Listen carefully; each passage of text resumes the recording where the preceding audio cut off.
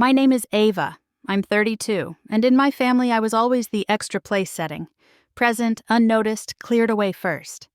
Claire, my older sister, shone. Logan, my younger brother, needed saving. I learned to be quiet so the noise would pass over me. The only person who saw through the hush was Grandma Elise. Her creaky two-story sat on a maple-lined street where autumn turned the world to brass. On the porch, she'd hum old standards, call me her careful listener, and teach me things nobody else had. When Elise died during my junior year, I couldn't afford the flight. No one offered. By the time I got the voicemail, the funeral had already happened. Afterward, my parents managed the house. They said Elise left it to them because it was simpler. I didn't ask to see the will. I was busy surviving. Years slid by. I moved west, wrote code, collected promotions and silences. Then an old classmate texted a photo, a for sale sign, in front of Elise's porch. I called Mom. She was cheerful. "It's become a burden," she said. The market, the taxes, the usual chorus. Something inside me clicked into place. I called the realtor under my middle name, Vale. I toured as an investor, not a granddaughter. The house smelled of lavender and dry wood. I made an offer through an LLC and closed. At Christmas dinner, my parents toasted the lucky buyers. I lifted my glass. Lucky, I bought it. Mom blinked first. Dad's laugh landed flat, like a utensil dropped on tile. Claire stared at her napkin. Logan reached for bread he didn't want. I felt strangely calm, like I'd stepped into a room that had always had my name on the door. They demanded details.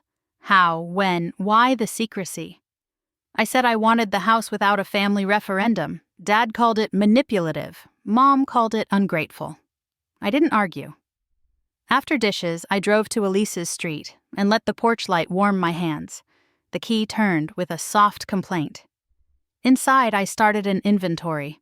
Cracked ceiling in the front parlor, warped floorboards by the piano, a kitchen faucet that stuttered. I took photos, labeled boxes, keep, donate, decide. I wasn't building a shrine, I was building a life. In the attic, I found a shoebox tied with ribbon, utility receipts, clipped coupons, a brittle photo of Elise in trousers, grinning over a bicycle. Under that, a letter addressed to E. In my mother's careful script, I read, "We'll keep the place safe. The girls can visit. No signatures, no dates. A promise or a story they told themselves." Renovation became my weekday moonlight. Mornings before stand-up, I stripped wallpaper. Evenings after commit messages, I scraped paint from the banister. The house responded to attention. Wood brightened, rooms exhaled. Logan stopped by with takeout. "You did something no one expected," he said, mouth half full. "I'm glad." We ate on drop cloths, two siblings in a clearing. When he left, I brewed tea and sat on the stairs.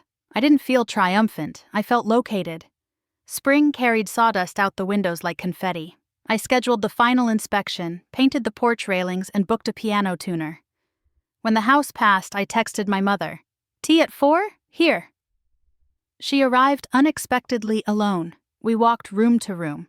She ran her fingers along the banister I'd unburied. In the kitchen, I set 2 cups on the counter, Elise's blue enamel. Silence stretched, then snapped. "You went around us," Mom said. "I went toward her," I answered. "And toward myself." She looked older.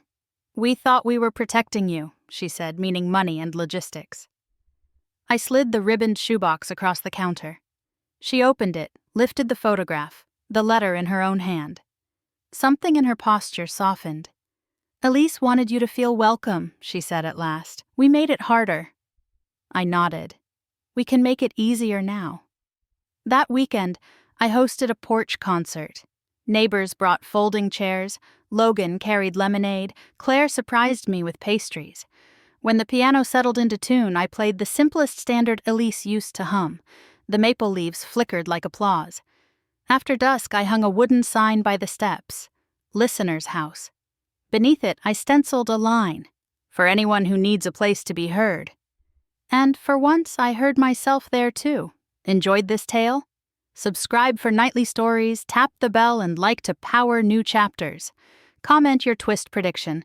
Best one gets pinned and a shout out. Don't stop here. Click the next episode or binge the playlist to stay in this world.